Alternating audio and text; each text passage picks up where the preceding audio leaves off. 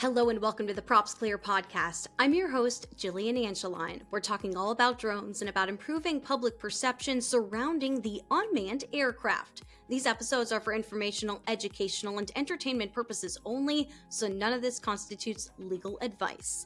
Before we get started, I want to tell you about a product that I've been using the last couple of months. It's the Popl Digital Business Card.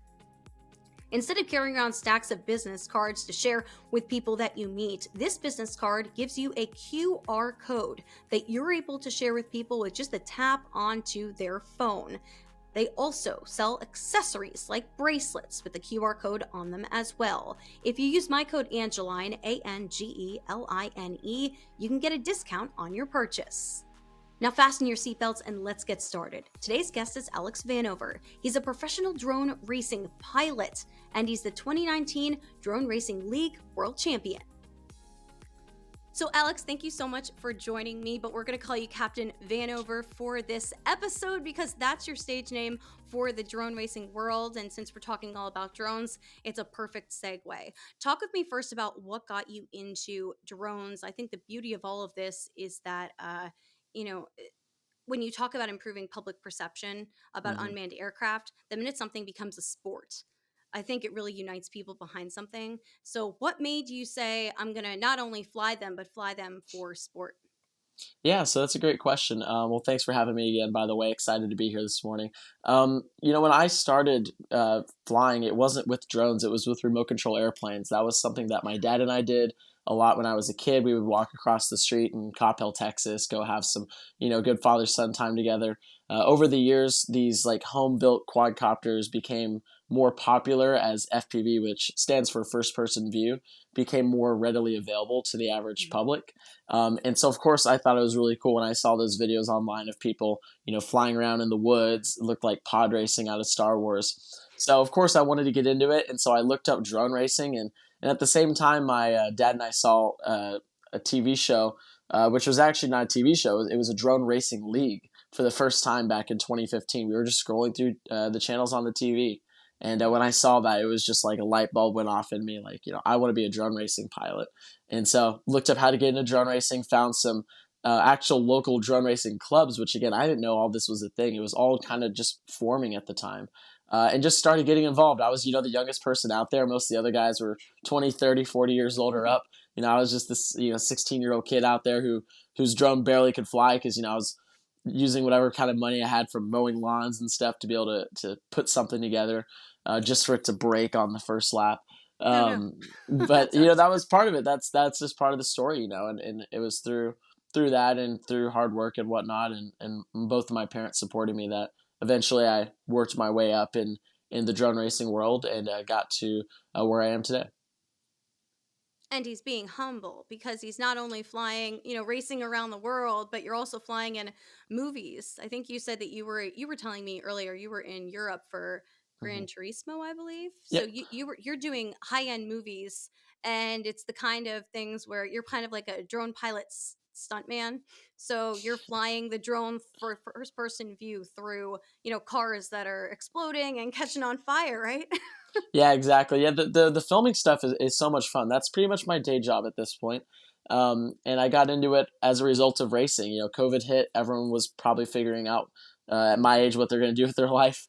And it just happened that some opportunities came up for me in California to get kind of my foot in the door and help pioneer this career of flying drones from a professional side of things. And we got on a movie called Ambulance with Michael Bay, who's a known director, back in early 2021. And from there, doing work on that kind of got me work on other movies. And then, of course, you mentioned Gran Turismo, which we filmed about a year ago and just came out this summer. And that was definitely one of the highlights of my career and one of the most fun projects I've worked on. Yeah, I bet. It's incredible. You mentioned the term FPV. A lot of the people that I'm trying to reach are people who don't necessarily know anything about drones. So FPV stands for first person view. And what does that mean for a drone? You wear some kind of headset when you Mhm. fly FPV, correct? Correct. So yeah, FPV stands for first person view. So essentially we see as the pilot what the camera on the drone sees in real time. It's a really cool experience if you've never gotten to try it before. But yeah, essentially we wear a VR style headset, and then that does receive the live transmission from the drone. So the benefit of flying FPV is this, that Mhm. we're able to take a seat in the cockpit without actually sitting physically in the drone. So this allows us to really pilot it to an extreme level because, again, we don't have to worry about if we crash because we're not physically in it, but we can fly it as if we were inside the drone. That allows me as a pilot to fly really fast, technical, be able to do really unimaginable things, especially inside of the film industry that were never Mhm. really possible before. And of course, drones themselves are not just used in film or in racing, but I mean, we're Mhm. seeing this exploding industry that is starting up, and it's all a result of this technology becoming more widely available and also just more stable and practical for day to day use. Anyone who hasn't seen what Drone Racing League is about, I've watched some of your races and it's pretty crazy. You're basically in a giant NFL stadium or some kind of stadium. It's pitch black except for a few gates, small gates they have to fly your even smaller drone into, and they're placed, hundreds of feet away from each other, these gates. It actually is kind of dizzying or disorienting when you're trying to watch it. And then when they cut to your view of what you're seeing, I don't know how you keep your eyes straight trying to do something like this. What is your method of focusing and kind of fixating your eyes on this? I'm sure people have asked you that question though. Yeah, it's a lot of it just comes from practicing. I always tell Mhm. people that the best thing you can do to get better at drone racing or anything really is just practice, practice, practice. And the drones are flying very fast, so to be able to concentrate at a level like that, it requires just a lot of focus. There's pilots I know in the drone racing league who are amazing pilots, but Mhm. they don't necessarily perform the best under pressure sometimes. So there's Mhm. definitely a 50-50 aspect of not only being able to fly fast, but also being able to, reset mentally after every drone racing heat. Um, that's just something that, I've been good at and something that I've trained myself in doing. Really, to train yourself to fly that fast, though, it just takes quick reaction timing. So you have to train your brain to work really, really fast, but also you Mhm. have to train your brain to tone out everything else around you because if you're thinking about other things or if there's just thoughts in the back of your head, it could be about whatever, that'll slow you down. You just got to be able to, when the race starts, tone everything else out and just focus on every single gate that's in front of you until you get to the finish line. That's quite a skill. Do you feel like you developed that over time when you were doing simulators as a kid and growing up, you think? Or is it something that you feel Mm-hmm. like you started working on at 16 when you were Hmm. flying, for fun? Yeah, well, I think that it just came over time. I felt like being young is definitely an advantage in a sport like Mhm. this, just having naturally quick reflexes. But I mean, also, I remember my first drone race, I barely was able to get through the first and second gate because I was like reacting to it so slow. And I was getting beat by like 50 and 60 year olds, at the time. And you know how the tables have turned now. But it just really came from years of practicing. I would uh, go to Home Depot. I remember one time at 16, and I knew that I needed to build like a drone racing course in our backyard so I could go out and practice because I was only ever practicing Mhm. at the races and it was a struggle. So we went and bought a bunch of PVC, cut it to size, and created our own kind of drone racing style gates to fly through. And just being able to practice flying through gates over and over again, it's just Mhm. like playing a song on the piano. You sight read the music and it's maybe a little rough at first because you're sight reading it and you're not quick enough, but the more you do it, then the faster you're able to do it first try as well as do it well. And that's just kind of what happened with drone racing. Just practice, practice, practice. And I think from the mental competitive side of things, my dad was a billiards world champion. So I feel like I kind of grew up in a family of competitors, but also Mhm. competitors who know how to win at a very high level, not just compete. So I think that my parents instilled kind of a lot of mental skills in me that really helped me when I, eventually got into the professional side of drone racing and competing for world championships. So, how did you not end up doing billiards? Mm, Did you ever try that out? Because it's a yeah. different kind. It feels like a different speed playing Hmm. pool versus drone racing. Pool, it feels like there's a little more like, let me sit back and look at the board and see where the Yeah. balls are and everything. This is like almost the exact opposite 180. So did you ever try it and say, let me see if I can compete at the same level that my dad competed at? Yeah, that was the inspiration for me really to want to, like, when I saw drone racing, I was like, I want to be a world champion at that, because I always thought it'd be cool to be a world champion at something, but it's hard. It's hard to be the best in the world at anything. Mhm. But when it was something that I knew a lot of talent for, because I've just been doing it my whole life. It's not just talent, but it's my passion. So the hard work was not going to be a problem for me. Drone racing was kind of the thing. As far as billiards, I played as a kid. It was Mhm. really funny. My dad was so easygoing, Mhm. especially with my older brother and I. We had a pool table in our house. My dad was retired at this point. We had people come in from across the world to train with my dad. Some very No famous way. billiards players Wow. out there today in 8 ball and 9 ball. And it was just cool, like, get to meet so many different people as a kid. But my dad was very easygoing. Didn't pretty much like uh, in a bad way involve himself in any kind of sports we did or whatnot. But anytime we would play pool, like, we had an interest in, like, just hitting a couple balls on the table. He was always like coming over and making sure we hit the right stroke. He didn't want us to do it the wrong way. Like, I feel like if I have kids one day, Lord willing, that would be the same thing. Like, pick up a drone, I'd be like, I'll be like that backseat driver a little bit. But so no, Yeah. I got pretty good at pool. I think my dad would roll over in his grave right now if he saw me play, because I'm a little out of practice. But Mhm. I know my older brother is really good. My mom is also very good. She played on the professional circuit, which is where she met my dad, actually. And Wow. so it's definitely a skill. And I never actually thought about going all the way with pool. But I definitely at some point would like to do some tournaments and stuff like that. It's too my dad would hate for me to say this. It's a little too slow paced for me, but boy does it require an insane level of concentration, because you really, like, in drone racing, you got to think about the whole course and the next gate or two in front of you. But in Mhm. pool, as you got to think about every single shot on the table. Like, if I hit this shot, it's going to set me up for this shot, and then that shot, and then that shot. And he would Mhm. run for 100 balls on the table or more. So, like, you're talking so many shots. So I don't know. That's another level of concentration that I'm sure I could develop, but yeah, I'm going to stick probably with drone racing for now. Well, like you said, you have to practice. So, Yep, but that would take practice. time away from drone racing where, Exactly. that's your bread and butter at the moment. So you might as well stick with it if you Yeah. are, top in the world. One of the things I loved when you were interviewed after winning the 2019 drone racing league as a world champion, you said, I want to prove crazy to be right. Hmm. And I love that line. I screenshot it when I was watching it on my phone. What does that mean to you? Because I feel like that was something you said in the Mm, past, or maybe that's the first time you said it. I mean, what does that mean? And what kind of advice do you have for people who may be interested in picking up drones or anything when mm. you say something like that? Well, I had a lot of people support me as a kid, especially my family, as I've been talking about. But especially, in any type of high end competitive sport, there's going to be doubters, there's going to be haters. When I came into DRL, at the time I was the youngest pilot to ever fly in the league, and I think that it's hard to step up in that level of maturity when you're not just racing in a world championship, but it's Mhm. also being aired on television. You have cameras in your face every time you do well and also do bad. You're being asked questions. It takes a lot to be able to get through that. And I don't know. There were just a lot of people who doubted me and said that when I came into the league, I said I wanted to not just win the world championship in my opening Mhm. season, but I wanted to break the records at the time. I wanted to win the most races in a season. I wanted to win my first ever race in DRL, which, again, without any experience in the league. And people just told me like I was crazy. Even the people interviewing me for the show, I felt like were kind of like rolling their eyes a little bit Oh no. behind the scenes, because they're just like, look at this cocky kid. Because there were people before me of similar age who came in, said similar things, and didn't do it. So for them, it's like they've heard the script. But you know what?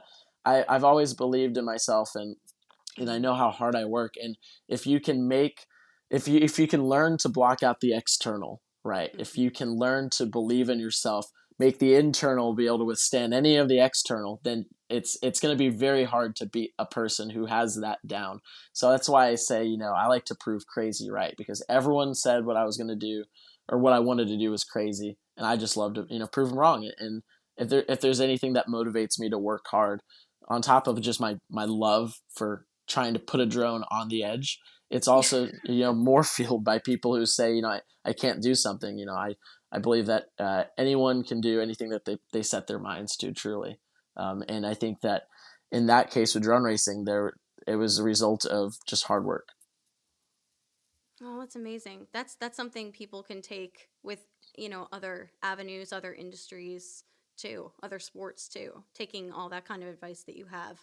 Yep. When you were starting out, a lot of people don't know that drones are really expensive too.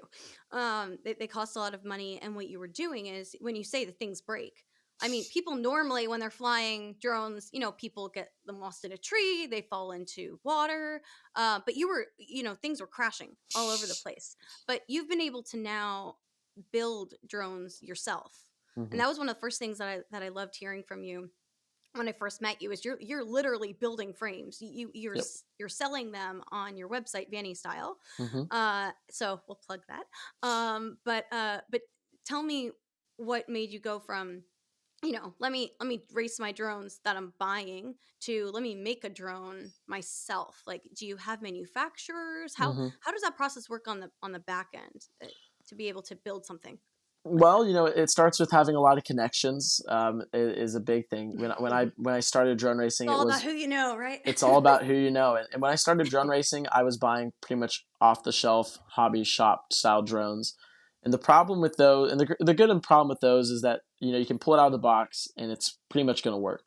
The Hmm. problem is it was not going. Once I actually started getting through gates consistently, I Hmm. realized that my equipment was letting me down in terms of how fast it could go, how well it could take crashes, because drone racing involves a lot of crashing, as you've watched and as other Hmm. people will hopefully watch. There's a lot of crashing. It makes it an incredibly entertaining sport. It's because we're Hmm. pushing these things on the limit. Hmm. Um, and I realized very quickly that I got to start building my own stuff, and it would actually be more cost effective too, because not only would I learn how to build it, but I'd also know how to fix it, which is the big thing. Hmm. Be able to fix it on the fly. So I actually started building my own drones just with parts I would order online back in 2016, 2017, and as I kind of went up inside the drone industry and I got sponsors and whatnot, I naturally started making a lot of connections with people and working on as a test pilot developing frames, but I wasn't sitting on CAD or anything designing them. I was just kind of giving feedback, putting them together. And then I decided one day that I wanted to do my own thing. I wanted to create my own company, which is Hmm. Vanny Style, which you plugged. Hmm. And I just wanted to do everything myself. I made all these connections through years of drone racing. Hmm. So I had Right. people in China who cut carbon fiber, who can source hardware, um, and that's pretty much where it started. I pretty much just started designing my own drone frames with the help of a couple people in the industry who kind of stepped in and helped me get started. And then I would send the files off to China, get a quote, and then a big thing for Vanny Style, for my brand, is that I wanted to create a product that was made by a pilot, because I think that a lot of Hmm. drone companies, they make products and they have pilots test them, but ultimately they're profit driven businesses. And for me, Vanstyle was actually really never meant. This is not good business advice. It was never meant to drive a crazy profit. It was just I wanted something for myself, because I felt like Yeah. what I wanted was a level above what these other companies were willing to spend the money investing into. Because it takes time and money to do these things. And I was like, I want to have the best thing possible, and then Hmm. share that with everyone else so they can have a relatable experience, so that when they spend money on something, it doesn't break. It just continues to keep going and going and going. That's actually selfless of you, because you could have kept it all for yourself, all that knowledge, and then been like, I'm going to have the monopoly on all these special parts. And now you're actually handing it out to the world, which Yeah, is something that you wouldn't expect, yeah. Well, and someone that's giving to you. nice of you to say. I it definitely does help fund the passion for myself, but Hmm. also I just think it's really cool. Like, people come up to me and they tell me the experience that they're having. Like, I had someone message me the other day saying that they just have so much confidence in their ability to push the limits, because they're not worried about breaking the drone when it crashes, yet it still Mm. performs incredibly well. And that's exactly what I wanted. I wanted something that was worth people spending their hard-earned money on, because as a kid, I learned the hard way, as many people still do in this drone industry, about what brands are good, what brands are not good. And Hmm. I was, I'm not gonna say, oh, pity me necessarily, but I was weed eating and mowing lawns for months to be able to afford to build a drone. And then when something would break because it was just poorly made and I had no idea, it was frustrating. So I wanted to create a product again by the pilots that people could trust. They can trust a face. So the brand is that. Well, I watched one of your videos, and you talked about how there was this part in the middle of the belly of the drone Hmm. that you're able to disassemble Yeah. part of that drone without the arms coming off. You were able to create something that Yep. will allow the frame to get replaced if it does break, and it Yep. also has a special contraption that allows the battery to be placed in Hmm. a different position so that the battery doesn't go flying. That's Yep. something that I never heard about because I've never tried to crash my drone going, how many miles per hour into something, but I guess Right. that's something that you've seen is the battery will pop out. Yep. So what I love is that you were able to say, hey, like, I see a problem. Let me find a solution to this. And I guess, did it just take you basically taking apart all your drones early on, the manufactured drones, to say, oh, I like, this piece, and then I'm going to go order a separate, custom piece for this? Like, were you literally taking apart every inch of your drone when you first got it? I mean, definitely. Yeah. I mean, most stuff I was taking apart, rebuilding, or building from the ground up. I've also probably built, I would like to think I've probably built 500 drones in the last decade. So I've built so many different drones and frames from different manufacturers that I've just learned, like, I'll buy something out of my hard-earned money, and Mhm. there's like something about it that I like, but I don't maybe like the rest of it. So with my frame, it was just combining things that I wasn't like, it wasn't all original except for, the two things that you mentioned. It was just like, these are things that I like. And then on top of that, my thought was, what can I do in this frame to not only make it unique, but also that could actually benefit the person buying it. And so that piece you're talking about is a puzzle piece. When we're flying a drone, we're freestyle pilots. We're flying into things. So things Mhm. break. Even you can Yeah. design the most amazing frame, things are still going to break. Mhm. And when you break something like the nose, it takes sometimes an hour or two to be able to change it out because everything falls apart and blah blah blah. So An hour that or little two. You don't that you don't have an hour or two when you're trying to race drones. You have like no, seconds, right? you have sometimes 5 minutes in between a race, Mm. and if you don't have a backup, you got to fix it. And so that piece basically keeps pretty much the whole body together while you're able to change out the front end. And yeah, it's a time saver. It's a cool feature, um, and people love it. I've got a lot of great feedback about that. People didn't know exactly. People didn't watch the video, so they're like, I got a lot of customer support emails being like, "What does this like piece I know. do? Like, why is there a hole cut in my frame right here?" And I'm like, "Let me explain." But that's that. You're answering your own customer support emails? Yeah, yeah, I was. I still answer pretty much every customer support email. So if you buy anything from Vanny Oh. Style and you send an email, likely it's going to be myself or my wife who are responding to it. But most of the time, it's me. Is she a drone pilot as well? She can fly. She can actually fly. I've trained her over the last couple of years. Granted, she's only probably flying a handful of times, but she'll come out with me to the big events where I'm going to be gone for an like extended period of time. And so I've Mhm. gotten her behind the controls.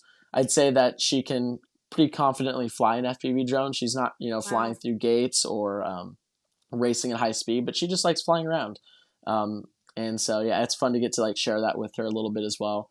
And then she can also fly traditional drones as well, like your DJI Mavics and stuff like that, very well.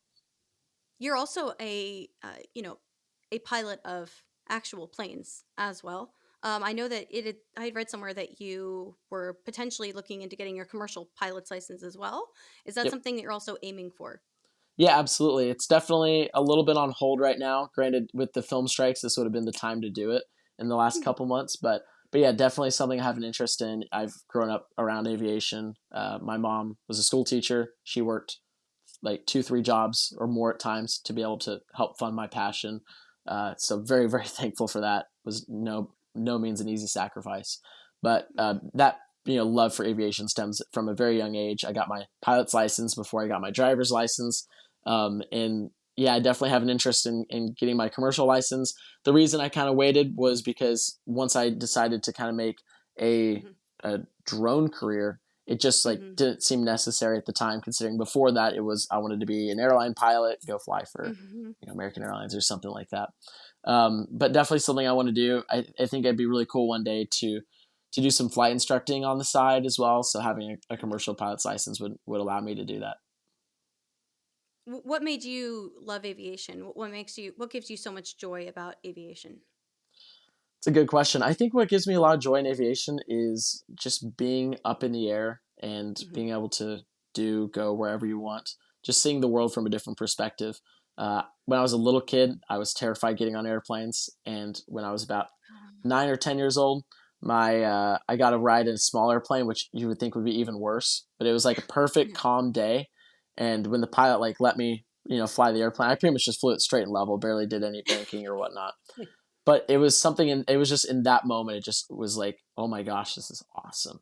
I was terrified to bank more than 5 degrees, but it was just cool, like just having that kind of control in your hands on a nice day like that. It didn't feel like all those memories that I had had as a kid. Like terrified being on commercial airplanes and turbulence and stuff. That like truly felt like you were soaring like a bird.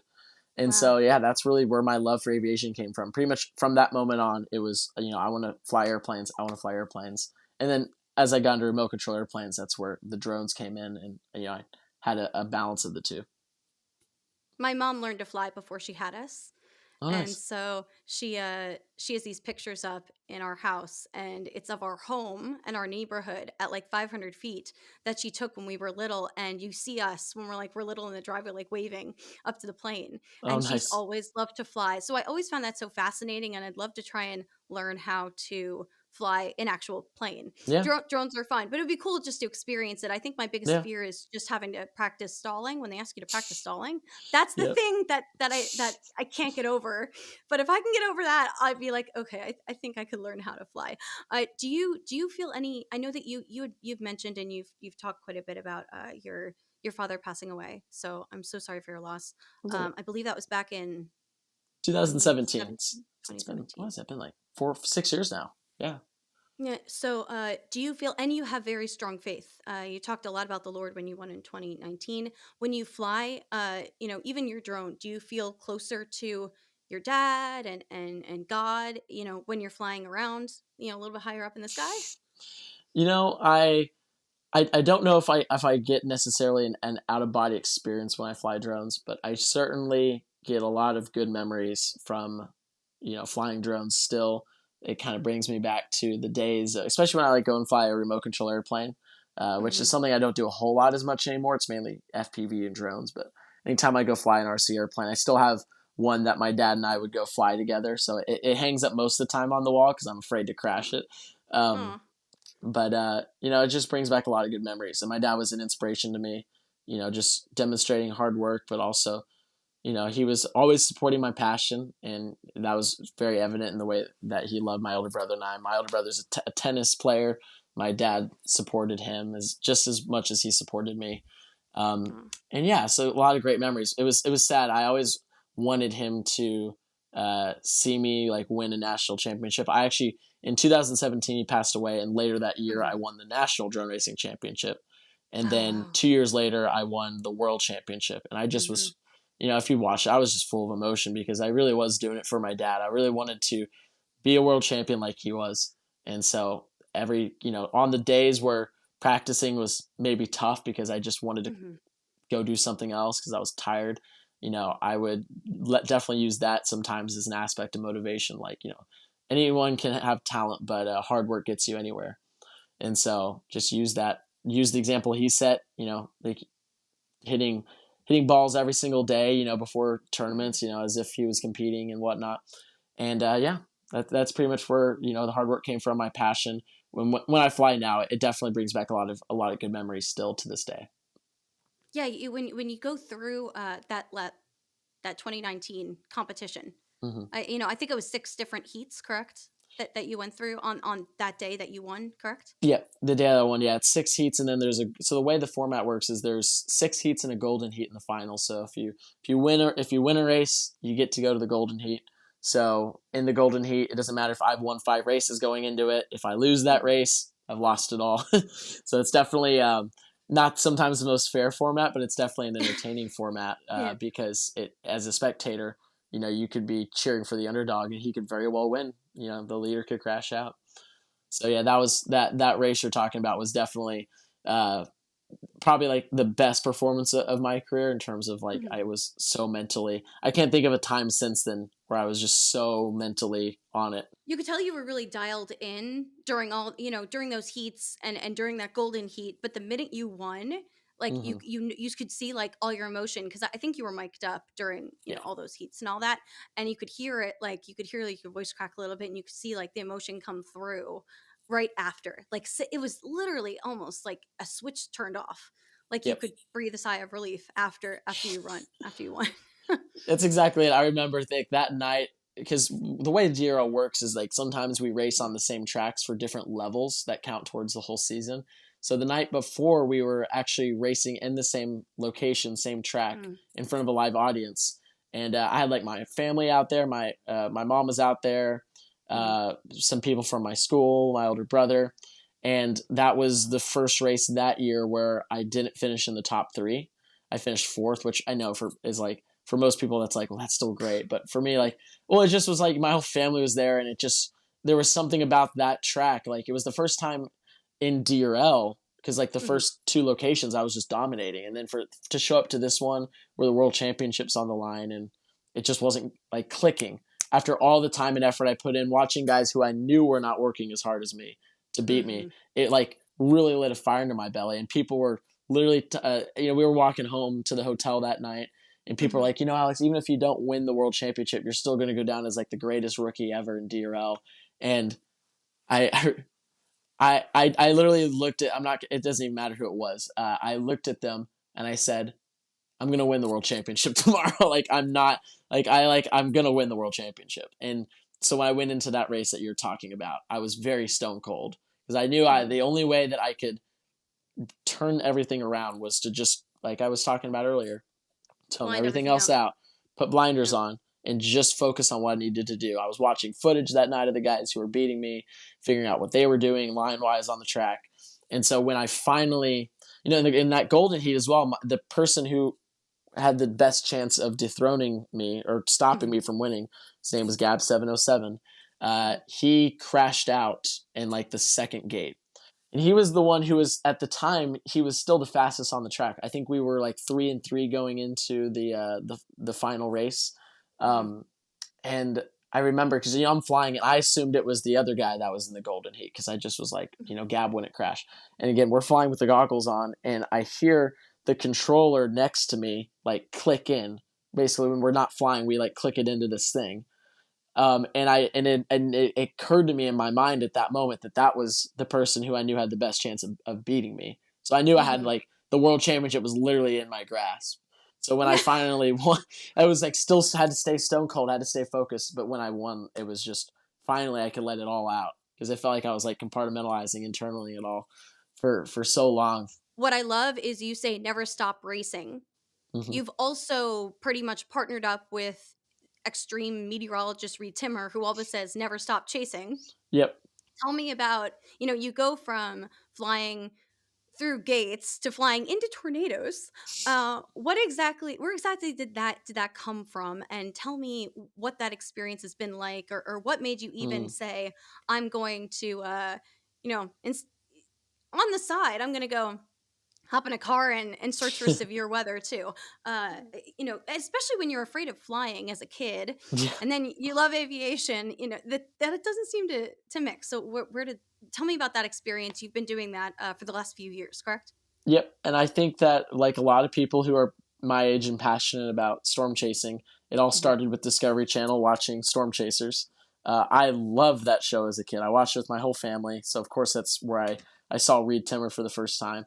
And I felt like I resonated a lot with his personality. Like Reed is very like flamboyant, and he's very, yeah, like outgoing and extroverted, and I love it. I love when they're driving at tornadoes. The most powerful thing on the face of the earth. He's just like screaming and yelling. You can just see the raw passion and emotion.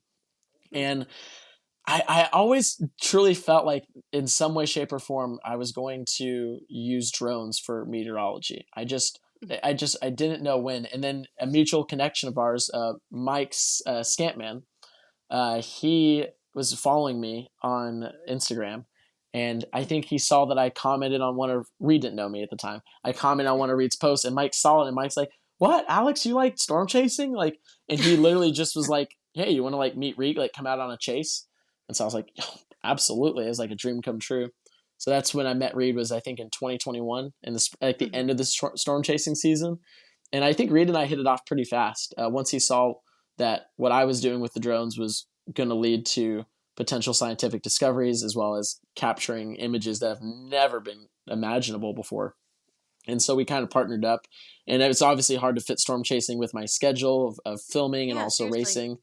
racing. So I as you understand, with storm chasing, you're going to miss a Mhm. lot more tornadoes than you're going to see, which I think is something that I understand now after a couple of years of doing it, because I Mhm. really just felt like being with Reed and being, having a drone that like within one or two times of going out there, we were going to get within a quarter mile of a tornado, and I was going to fly Mhm. around it, and we were going to be smooth sailing. But it's been 2.5, 3 years, and I think I've seen maybe a dozen tornadoes, but we've only flown in two of them, and they weren't really the photogenic tornadoes that we need. It's so hard. It is like if what is surprising to me more than anything about storm chasing is how hard it is to get close to tornadoes. It's just hard Mhm. to even get on a storm with a tornado. And Mhm. so for me, it's like it's taught me a lot of patience because Mhm. Yeah. I know from the experience flying in these Dust Bowl style tornadoes that I know I can do it. And there's people out there to say, "Oh, your drone's going to get ripped to shreds," and like I just like my belief in myself is it was way stronger than that. I just know that's not going to happen. We're just waiting for Mhm. that day where I get that photogenic tornado and get some incredible shots. I think flying around and then into the tornado is my goal. Mhm. Um, but yeah, I mean, I think my goal for next year is to try and get out on as many chases in spring as possible. Even this fall, this winter season, we'll see. Because if there's one thing I've learned is you just literally have to never stop chasing, as Reed says, and eventually, luck's going to go in your favor. You're going to be in the right place at the right time. I Mhm. just haven't fully experienced that yet, but I'm looking forward to it. I think that might be the greatest. I might be on par with winning the world championship if we can fly a drone into a tornado and out successfully because of how much time and hard work Mhm. and sitting around in a car that it Yeah. will have Yeah. taken to get to that point. That's one thing people don't tell you when you watch all these storm Yes. chasers. It's a lot of waiting, it's a lot of sitting, it's a lot of fast food, and it's a Yep. lot of just kinda hanging out and waiting for something to actually brew. And it's Yep. normally waiting for that special moment in between when there's still daylight and it's getting dark outside. Yep. So That you only golden hour. have, like, a very short window, and, like, when you say about the winter season, it's even harder than spring. I know that you did one chase with him off the border of Montana where you Yep. did fly it seemed like into or around a tornado, right? Yeah, yeah. So I think Montana was the first tornado I ever saw, and I remember like I was, I'm so dialed in, focused, but then when that funnel formed and came down, I was just kind of like, and Reed's like, "Get the drone up, please!" Yeah, I I was heard just that. kind of like in shock. I had to snap back into it and like, all right, this is it. I Um, heard the please. He did say please. yeah, he did say please, which is true. But it didn't condensate all the way to the ground. And another downside, which I fixed now, was that the GoPro from the winds of the tornado, it's like on a mount that can do this, so you can adjust the angle. And it like kind of got Oh. tilted down. So I was flying in the tornado, but it wasn't like fully condensated. It was probably like a EF1 tornado. But it's cool Mhm. because you can actually go see the video on his channel. Like you can still see the vortices and stuff like that, but it wasn't like Oh. the shot, but it was proof that we could do it. It was very much proof that the drone could hang, because for me it's my goal with the drone is kind of like get it sucked into the tornado. But I mean, these drones will fly up to 150 miles an hour, so as long as it's not a super powerful tornado, my plan is kind of just like get close to it, let the wind carry me into it, and then when I'm like hopefully ready, like just shoot out of it. That's the idea. But I think even like flying a drone into a tornado will learn so much Mhm. about tornadoes themselves, and especially like down at the ground, what's happening. Like if I can get some shots like trailing right behind a tornado as it's tearing stuff up, I think being able to like get that close up imagery is gonna lead to a lot of scientific discoveries. I know Reed has deployed some drones or unmanned aircraft launched off of the Dominator or other vehicles into or around tornadoes with sensors on them. Yep. Has he talked about wanting to put sensors onto your FPV drone so that he can be, recording both the Mm-hmm. video and the speeds and all of those things into all of the different factors that play into Yep. tornado evolution? Yeah, we've actually been working on some stuff that will hopefully be coming in the 2024 season. We put like the subsonic, which is something that he uses on the drone actually. And that was one that we actually flew around in that tornado. The problem with the subsonic though on a drone is the drone is changing in altitude like this. So we needed to have a barometer on the drone with altitude so we can like translate that data because it's kind of like jarring. So that's what we're kind of working on right now is developing something specialized for the drone with a barometer. Once we have that, then hopefully all the pieces will have been, put together, and then we'll hopefully get some luck in our favor.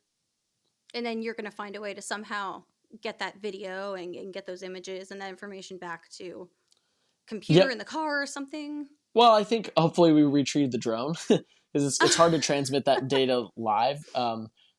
So I think that's the goal. We actually had a drone kind of get carried by a tornado in I think it was Lubbock, Texas, and I landed it in like a cow pasture. But like it took us like 2 hours to find it. But like I knew from like the goggle footage like where it was, even though I didn't have GPS. And we went hunting for it, and sure enough, we found it. It was actually it was my wife. She was on her first storm chase.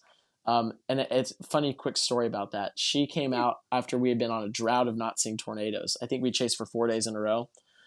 Storms weren't cooperating. She comes out because it took me a lot to convince her. She does not like lightning, hail, anything. And I think up to that point, I'd seen 3 tornadoes. That day, we saw 6 or 7 very good photogenic tornadoes. I mean, with her there, she likes to say she's undefeated. She's the only person I know who's been on a storm chase and seen tornadoes. And then she's like, why would I go back out there and miss and like not see stuff? She's like, I've done it. She's seen good stovepipe. She saw a wedge, and this is all in the middle of nowhere too, which is cool. We had the windows blown out in the car, so she got the full Reed Timmer experience. She was so terrified. And then we drove into the tornado, the edge of the tornado as well in the Dominator. And there's a moment where she's like in the back, and she's kind of just like covering up, and Reed's like, look outside, Sally, it's awesome. Look. And she's borderline crying in the back. She's like, oh my gosh, we're in the tornado. And Reed's like, it's awesome. Look. And so what a fun experience to get to share that with her.